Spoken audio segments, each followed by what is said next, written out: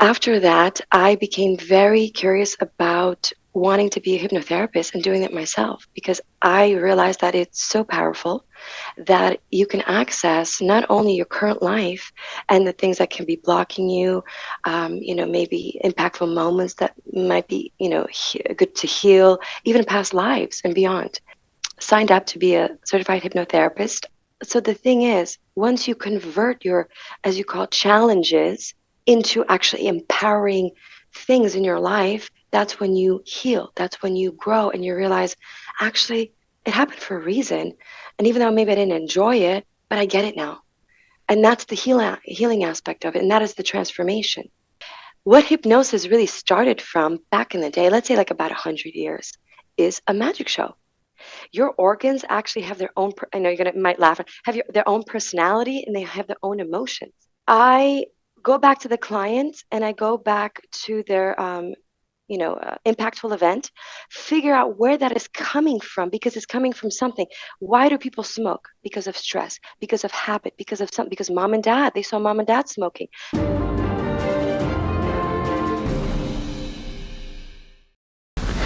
Hello and welcome. Today we will discuss healing and hypnotherapy. Our guest today is Joanna. As a quantum healing hypnotherapist, quantum code channeler, and medium, she specializes in accessing and facilitating healing of the mind, body, and soul on multidimensional levels, guiding her clients to explore higher dimensions of consciousness, tapping into profound insights and transformative experiences. What sets her approach apart is her ability to access and interpret information from higher dimensions and seeing in real time the 5D and beyond, the atoms and how they interact with the environment, and so much more. Joanna of Mind Healing Guide is certified hypnotherapist, quantum code channeler, and a medium with a passion for facilitating profound healing and transformation in the lives of her clients and the people she come across. Let's welcome Joanna. Joanna, how are you doing? How is it going today? It's great. Thank you for having me on your podcast. Most welcome. And tell us about hypnotherapy. As it looks very magic show, how does it look from a professional perspective? Please explain your interest, your life connected to it, and how are you interested in it, and what's your experience? Just a story. Sure. So the way that it started for me is I came across this woman on YouTube called Alba Weinman. Now she is a hypnotherapist and she was doing the hypnotherapy sessions. And I always was fascinated by the mind, how it works. And I had my own modalities. I had meditation and different things that I was doing, and this was a different modality. And, I was curious, is it, like you said, a magic show? Is it real? And she was booking sessions, I think 5, and she worldwide.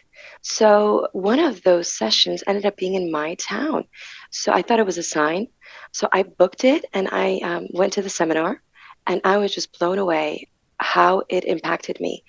And even though it was a group hypnosis session, I still, it was very effective for me. And after that, I became very curious about wanting to be a hypnotherapist and doing it myself because I realized that it's so powerful that you can access not only your current life and the things that can be blocking you, maybe impactful moments that might be, good to heal, even past lives and beyond. So shortly after that, I signed up to be a certified hypnotherapist. I was taught in Paris for a bit and I got certified. And right after that, I had my daughter. So I took a little break to raise my daughter for a few years. And then she's back in school. And in 2024, this year and last year, middle of last year, basically kind of restarted my hypnotherapy. And as soon as I did, it's been just amazing. The clients that I've had and the changes they've had, just amazing transformations, from just little transformations to really huge, impacts that they had in their lives. And the what it has showed me being a hypnotherapist and also being a medium is that, the power of the mind. The power of the mind is everything is the creation that we have is in our minds. Everything we create is from our minds. Mm. And one of the big things in our lives is our impactful moments that we create and we actually experience. Now, these impactful moments, I don't like to say and call them traumatic because that's labeling them. I call it impactful because it's a neutral state of understanding that each impactful moment that we have, we can convert and understand better. So through hypnotherapy, you go into a subconscious state and a deeper level is basically asleep, where you go into a neutral state of understanding those significant moments in your life that made an impact. And usually it's the negative ones that we discuss because those are the ones that kind of hinder us from living our best life. The pains and the hurts and the blockages that we have. So when I do my hypnotherapy, I regress the client back to a time in the past. And most of the time, 90% of the time, about, percentage wise, they go to their childhood. The reason why they go to their childhood is because from age about birth, they even actually say pre-birth, to about 6, 7 years old, we're in theta state. Now, theta state is a brain wave. It's Mm. right below the deepest state, which is the delta. And the theta, you record everything. So, they say children are like sponges, right? They record Mm. everything, what is said, what is done. And imagine that, recording everything in your life, and then fast forward to your adulthood and trying to figure out life, relationships, career, what to do, purpose, everything you could imagine. Trying to understand life in itself when everything actually stems back from your childhood. So to conclude that is when I regress the client back to their childhood usually, we go to their impactful moments to unravel why they felt that way, what happened, and to understand the lesson from it from a higher perspective. That's the key because we cannot understand our lives from this conscious reality with all the things that we have thrown at us, each day, from our expectations, from just the world around us, from family, from the other stresses that we have. We have to literally go above this, our Mm. consciousness, to actually understand. So once that's done and they understand the lesson from it and they go, oh, I get it. It doesn't mean that it was good. It doesn't mean it was bad, but it served a purpose. And that purpose led you to the person you are now. And like maybe you could hear people say like, "Oh, I'm so glad this bad stuff happened to me because look, I became this person." Even in their struggles.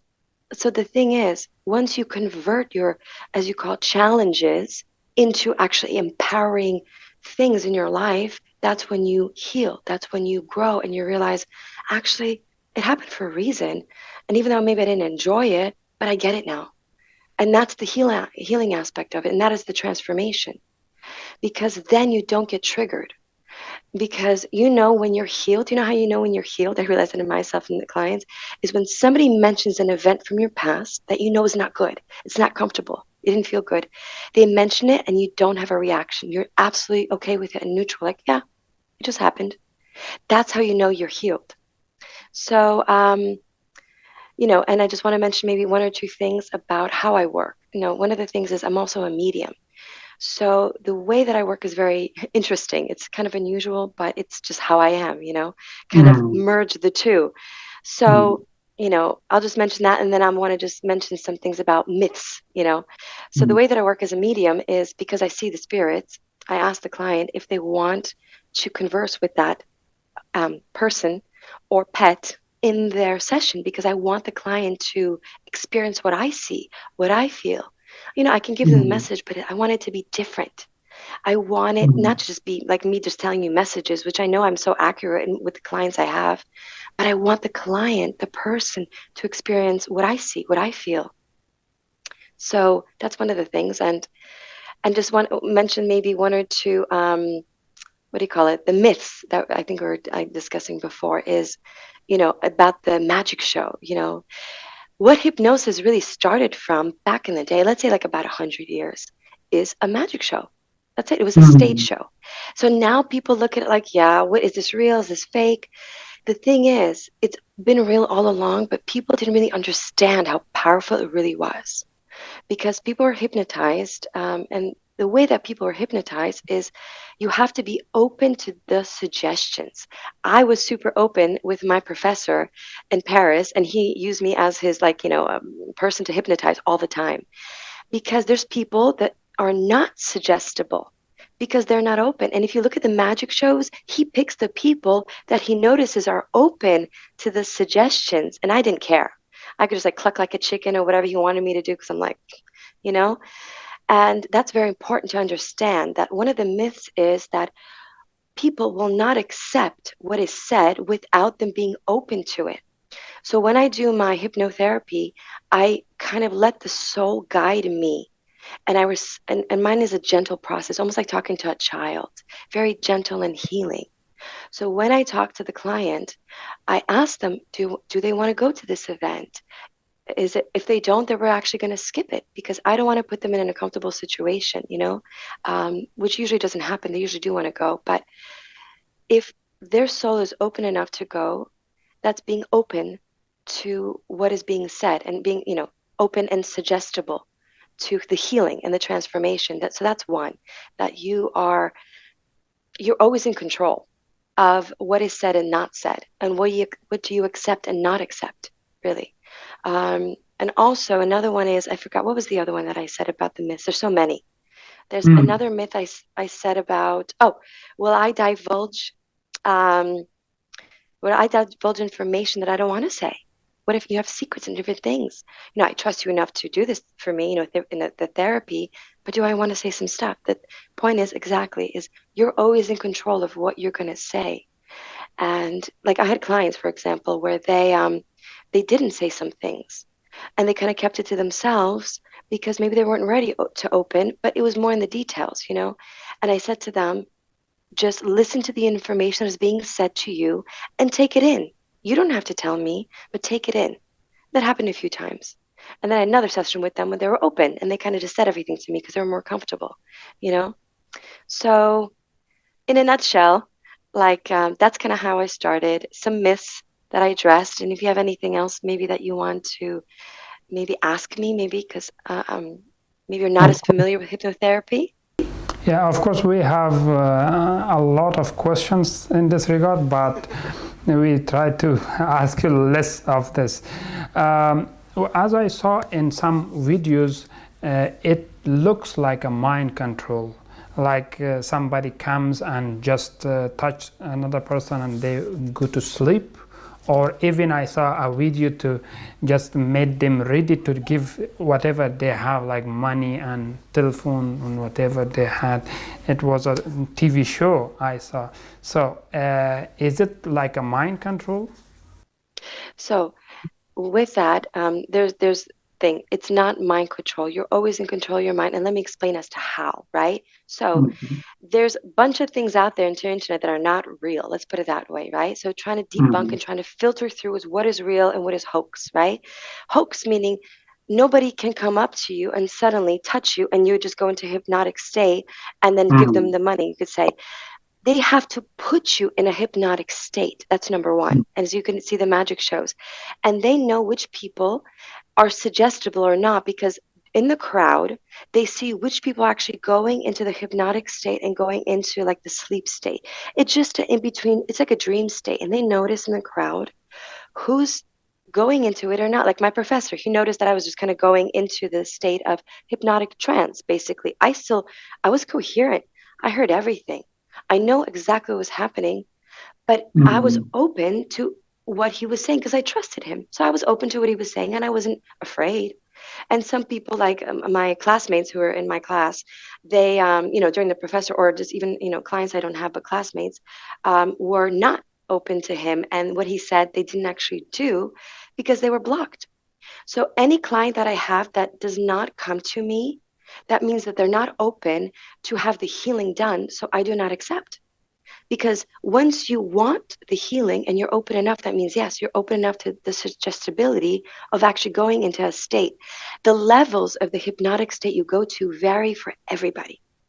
You can go into like the above level where you're just on the surface, like you will get the healing, but you might not get the deep healing. And there's other people who go really all the way into the delta. That's so you have a theta state, like the dream state, and then delta is below that, which is the deep, deep state where like you're almost unconscious, you know? Mm. So that's, the control of the mind is you always have control of your own mind, always. And the reason why the people did that is because A, they spoke with the person on camera before then, they agreed to this, or they had an actual deeper hypnotic regression before it was filmed, that they don't show. So hopefully that answered a question that you had. Exactly. Mm. So I also heard that state calls the trance state. Is that like true terms? Trance state, when a person is receptive hypnotically. So in here I have another question. What happens to the body in the hypnotic state, or when he or she is in trance state? Sure. So what happens? You are in a state like a dream state. That is the closest that you could think of. So you become in between awake and asleep. So you're coherent with everything that's happening to you. And in my script, I make sure that you're not distracted by any noises. So you just focus on my voice and our discussion. So even though you might hear noises, it doesn't affect you. And you hear everything that is said between, me and the client. And the state, like I said, is a dream state. And it's usually the theta and the delta. So what happens to your body? You just become really relaxed. It's just a relaxed, comfortable state where you become neutral. There's no outside thoughts. You're brought to a state where you're able to clear any things that are impacting you on a subconscious level because you're neutral. There's no judgment, there's no opinions. It's just you and your inner subconscious and the way that you truly feel about something deep down inside. And that's the point of it all, is that you're not just like in a meditation. Meditations is the closest thing to hypnosis. But meditation might take you months, if not years, to get to that neutral state of like no thinking. But hypnotherapy, you can go into that as soon as they put you in, put you in that state. That's the difference. It's like expedited, and a lot of the healing is done in the hypnosis, in the subconscious hypnotic state. So when you say trance, it's just a term used. A trance state is just like a hypnotic state where you're just very relaxed, coherent, meaning you could hear me, I hear you, and neutral. That's it. Exactly. And what do you experience most of the time when you're coming across people or clients? Which kind of problems you heal in them? Which kind of obstacles, or as a few examples, if you can give us? Sure. So many, but I'll just pick from my head like a few. Let's say one was I could do, I have done instant healing where a client of mine had sciatica. Now, she had sciatica because what happens is the emotions that we have, if we don't release them and they get trapped inside the body, they actually go to a certain area of the body. And each emotion resides in certain organs. Okay. So she had it in her spine. The spine is usually like the foundation of life. So she didn't feel secure in her foundation and she had the pain. So when we got to that, impactful moment, we understood it.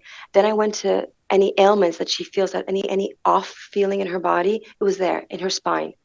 And so I released that energy, healed that part, and it was just instant gone. She didn't have it since then. I follow up with clients too, which I really love hearing the stories afterwards, after the session, or a few weeks or a few months down the line. I follow up because I just love hearing the transformations. Another one is a client didn't really know where her issues came from. She didn't really understand her childhood. It was kind of like a blur to her. She's like, I don't really understand what happened, but I kind of remember parts. So I don't know if it was bad or good. I don't know why I don't really remember them. Well, she doesn't remember them because she actually decided to block them. And when we went to those moments that she allowed, and I made sure that she allowed to go to that moment, she understood certain events that led to the future of why she kind of resented this person. She didn't understand why she had so much resentment towards this person. She really didn't remember. And so she connected the piece. She goes, "Oh my God, I understand." Like after the session we talked, I understand because I understand that those events brought me such emotional, turmoil that it led me to the future of having such like just not good feelings about this person. So those feelings were released in the session and understanding came and it just, transformed her. And then I followed up with her weeks, if not months later, basically because she contacted me a few times, with another session. And she told me about the changes in her life, like, she got a better job. It was more peace in the family, and some other things, more private things that she mentioned. And also, when it comes to private information, I maybe discuss a story, but I don't divulge in private information during a Mm. session. Only experiences, and that's very important to me, by the way, privacy, super important. Unless that person wants to have their audio posted somewhere, we agree on it via email. We could both Mm. confirm and they could post Mm. it because that is very important to me, privacy. Mm. Just want to throw that in. And last one I'll give you an example from is um, pets. There was a client who actually I saw the pet, right next to me on my foot. And before we started the session, I said, "Oh my gosh, there's a dog here. This dog, is passed, crossed over, deceased. He might want to talk to you and just kind of let you know." And she's like, "Oh my gosh, that's exactly what I wanted to hear. I wanted to see if this pet was it was a dog. If he did he suffer? Is he okay? She was very trauma. It was a traumatic event that he died." And she wanted to know he was okay. And this animal came through the session for her because I felt he would, and she accepted it, so he did. And it was such a beautiful moment of like, just that love and that like warmth that she felt from the animal, and she knew that he was safe, everything was fine, and she understood not why that event happened, but she understood not to harbor those heavy emotions of that event, like she released it. And it was beautiful to hear and watch, so that's I can keep going. I have so many, but that's like three main ones that I Yeah. kind of popped in my head. Yeah, actually, in this sequence, I have a question. Maybe it will help me and a lot of people to know something more about this. Like, do you think, as a professional, that a lot of diseases like muscle diseases or stomach diseases or heart diseases or bone diseases, joint diseases are connected to the mind or trauma somewhere, or it is not? Because as I hear, some of them are connected, and we even don't know that these things are happening because of a traumatic event or some trauma we are experiences. As a professional, you are well aware of these things. So, what do you think? These diseases or pain are connected to mental traumas, or I mean in general traumas, because as you said, the trauma is stored in the body, not in the mind. So is this connected to the trauma and how you work and heal them, or no? If yes, how much in percentage?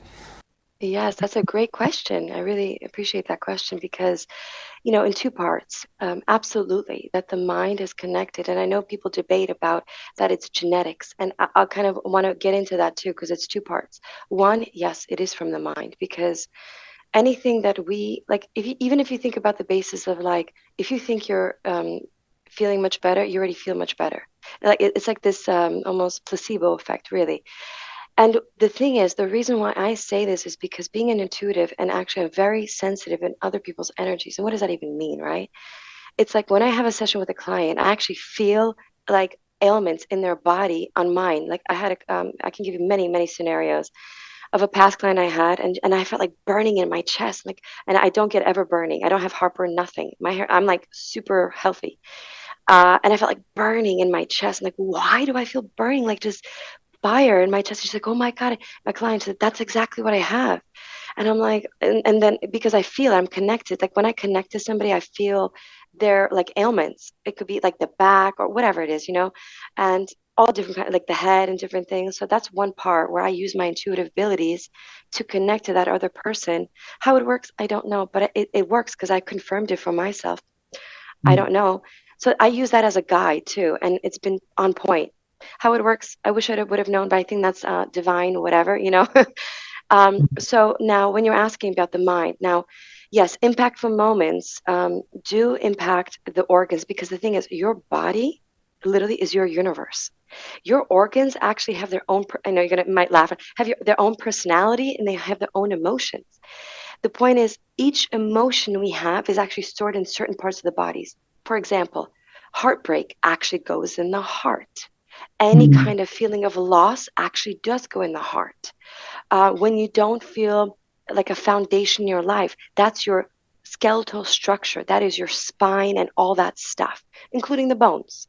So that is your mm, like structure of life, like a house, like you're building a house. You know, with that is your foundation. You don't feel solid in yourself, like maybe whatever the case is. So many other ones, and what I've read, even in actually, if you go back to ancient textbooks, they actually say this, because I kind of was curious myself, like, is this true? Is this not? So when you actually research ancient textbooks, they actually they connect how different organs have a different vibration, and they're connected to the thoughts. And thoughts actually have different vibration. There was a scientist, I'm going to say his name wrong, Emamoti or something like that, where he actually took emotions in water, and he actually said the word and created different formations in the water. And like when you said an emotion like anger or negative, heavy emotions, it was very disoriented. You could find this on YouTube, and maybe people know about this. It's super interesting. And when you say a higher vibration emotion, the structure was actually perfect formation, all different kinds. So, and those distorted formations go inside the body, because if you think about it, let's give you an example. Let's say you're upset at something. You're upset and you're going to bottle it in. You're not going to release it. Releasing meaning actually talking about it, exercising, or doing something, actually release it, talking to somebody, therapy, writing it down, burning the paper. I mean, there's a million, like breaking plates, I mean, like anything to release that emotion. And if it's stored in the body and you don't talk about it, that's where it starts. And it doesn't start right away. It's actually over time, it becomes a disease. And then it becomes more, because at any point you could release it. And so to answer that is a really good question. And yeah, that's what I believe, at least in my findings. hmm. So, a concern that me and some clients or my audience may have is about the personal information. Some people believe that if they go under trance or hypnotism, they may be vulnerable for personal information like bank account and all those information. What do you think about that? Well, that goes back to the mind control, that you're always in control of your mind. Mm. Always open to the suggestibility. That's why whenever you see, usually the videos on YouTube, you usually don't see where somebody puts somebody in a hypnotic state and then asks for money and they give them the money. It's usually the really short ones where you don't see if the person was hypnotized and suddenly he touches them and they give him the money. That's not real. And I've never seen one like that anyways, only an act. Like I've seen one if they're open to an act or not, or saying something or doing something or acting silly. I haven't seen any other ones. I mean, unless, like I said, it's such far-fetched that you just look at it and, it's just ridiculous. But you're always control of your mind. Even during a session, when I guide the client in a session, they guide me where they want to go. And there's been times where clients said, they were guided to a scenario and they thought that they were ready and they kind of went into it, but their body wasn't ready. And it's absolutely okay. There's no blame. The soul knows when it's ready to heal that aspect. And just because you weren't ready then, you come back to it another time. That's it. So hopefully that answered your question. Thank you very much. Yeah, and another question that I have is about the process of hypnotism. As I heard some of the hypnotists I already talked with, they said, I don't remember much about it, but just as much as I know, as I remember, when some people are not ready to go under trance or under hypnotic process, they use some techniques to help them although they're ready. So one of them I remember was using something called fractionation, like inserting different emotions at once so that they go under trance. What do you think about those things? Like, I want to know the process, which process you use to take a person under hypnotic experience. So the one that they're discussing about is, I have to say that I don't believe that. The reason why is because that person maybe is in relation to the person and they were hypnotized to that person before. Because once you're hypnotized to that person once, they hear your voice, they can go into hypnosis really quick because the mind remembers things, especially during hypnotic state. So whenever I was doing hypnotherapy and multiple clients, I didn't have to do the regression, the relaxation regression long. It was actually fairly quick to get them to back to that state. So the reason why I don't agree with that is because you always have to put a client in some form of regression. It doesn't exist where suddenly somebody touches somebody or says an emotion and they go into it. It's not. And if it is, that would be the magic show. That's not real because the way that the mind works, the mind has a filter. And the mind either has to have that person hypnotize them before and maybe say a few words and then they go into it. That could be true. But to say one word to a stranger and them go into it is not real. It's not. And if it is, it's a hoax. I'm sorry. Since we're being real and raw and honest. And so with that, they said they weren't um, transparent about that. If that is real, then they have to say that they had hypnotized the person before and they already had that, hypnotic induction, it's called, into their minds. So that's the exception. Exactly. Like I already heard like that in one session they cannot hypnotize, so they have to go to two, three, four sessions, and and he meant that even those four sessions itself is a fractionation because one time under trance, then out of trance, under trance, out of that, then they go deeper.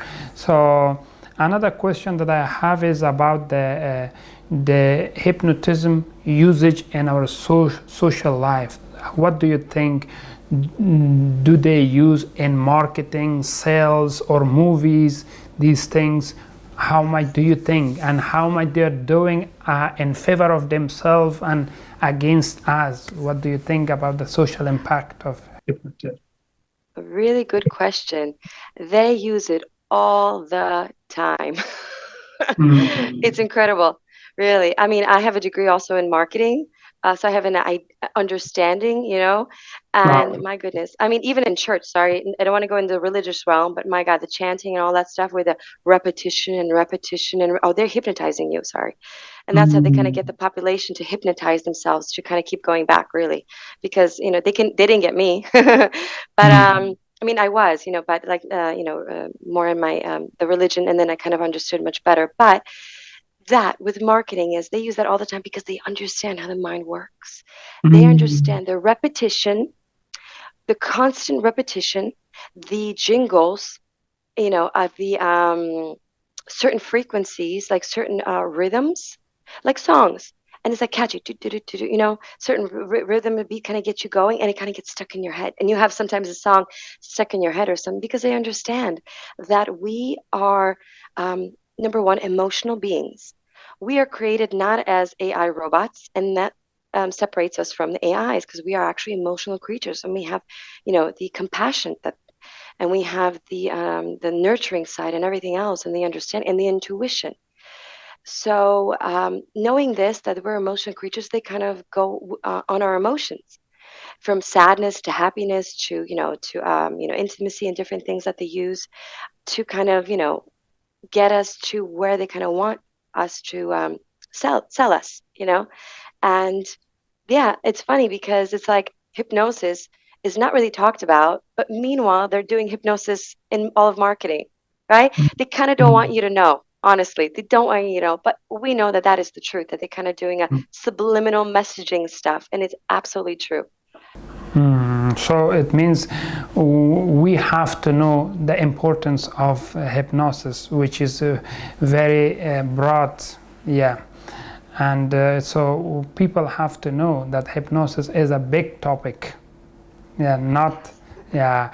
And another question that I have is, I heard that when people stop smoking and they go to stop smoking to a hypnotist, the hypnotist or hypnotherapist go inside him or her subconscious mind, and then they just demolish the stamp or the model of smoking cigarette there, and then they will leave it.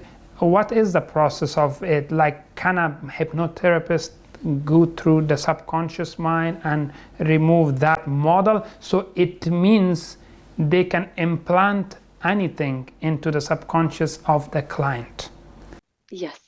Good Yeah. question. I love answering those questions. The deeper the better. So here it is.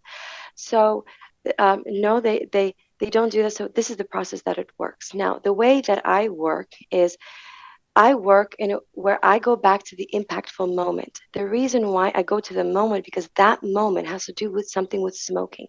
I've tried in the beginning, as my teacher have said, not to implant certain things in the person's mind, but to do suggestions. That doesn't work. I kind of perfected my own craft. So I don't do like the other hypnotherapists do, because that's really not effective. So what some hypnotherapists do is they just go to the person, they throw in a lot of affirmations, they go into the suggestibility, and they don't extract anything, but they kind of implant just ideas. And then that person comes back a few months later, they continue smoking again. You know, that doesn't work. Losing weight and all this stuff. Honestly, is it effective? It can be effective, but it's not 100%. And that's what I've realized. And then I realized, I've done that to a client for losing weight, and she did. But then she came back, and she came back to the chips that I had placed on her subconscious, that's saying that she doesn't like it. She asked me to make the chips taste awful. So we did in detail.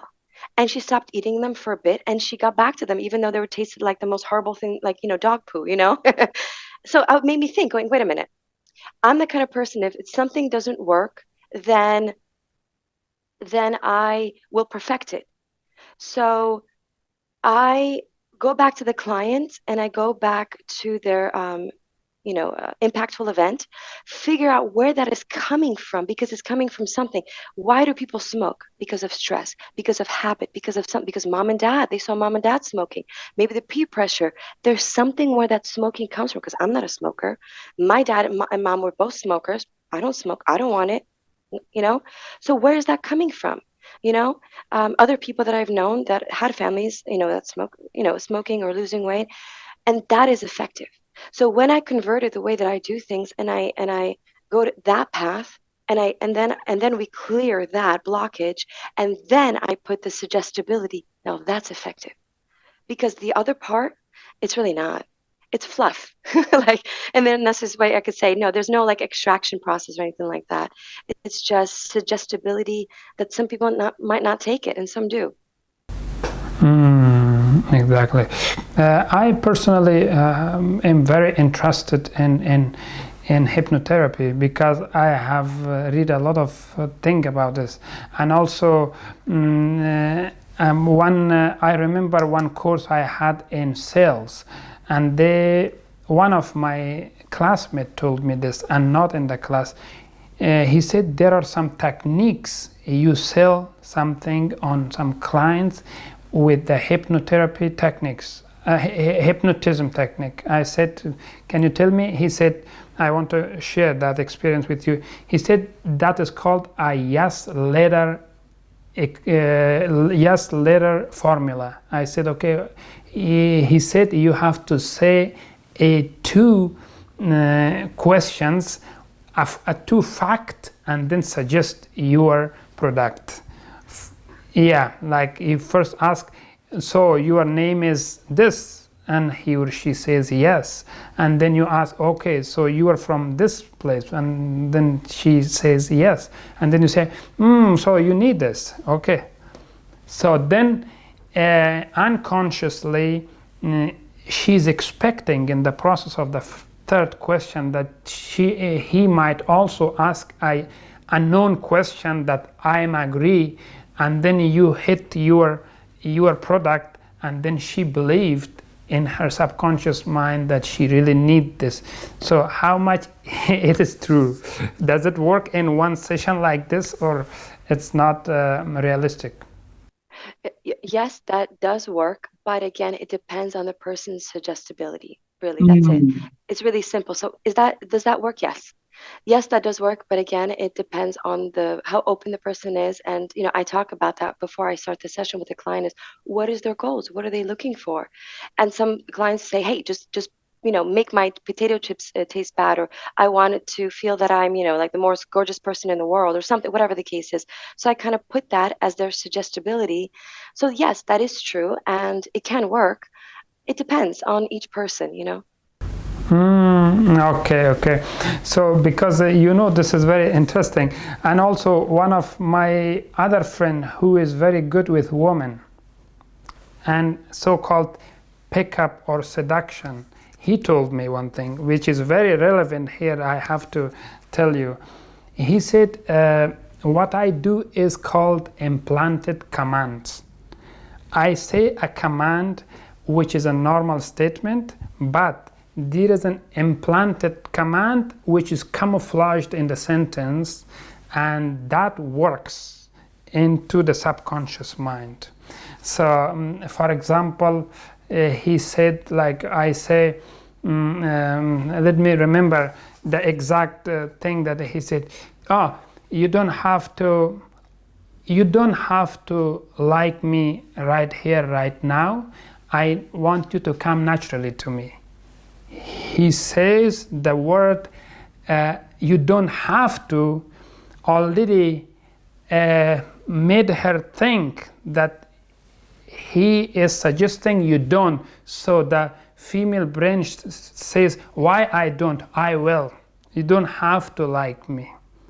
And so what about these tricks is a little related to hypnotherapy? Is realistic? Yes, it is realistic because it's like the subliminal messages that you give yourself, and they are true. The more you repeat the subliminal messages to yourself, there's this one that they say to use it for 21 days. And I even do that about being a genius or different things, or whatever, abundance and different things. I use it myself. I do. I pop it in my ears just to kind of remind me, even a hypnotherapist, I know it's effective. It works. Absolutely, it works. So it means we are under bombardment of hypnotism everywhere, although we don't know it. And also one thing, yeah. In a sense, depends again how open you are. If you want that and you're open to it, like, hey, this sounds good to me. I'm, then you're on board. But there's other people who go like, no, not for me. Yeah, and what about the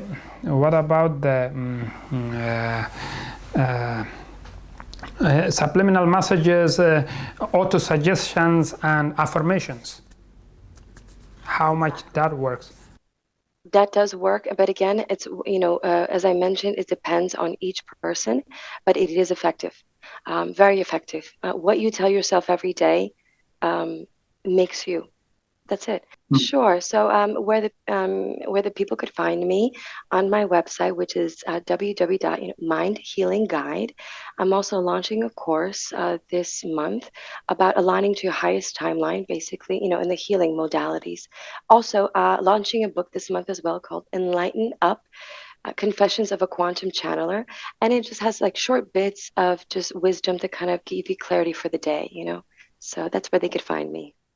Okay, thank you so much for answering a lot of questions, Joanna, and thank you so much for joining us today on GNR podcast. It was really illuminating to have Joanna share their expertise and insight with us.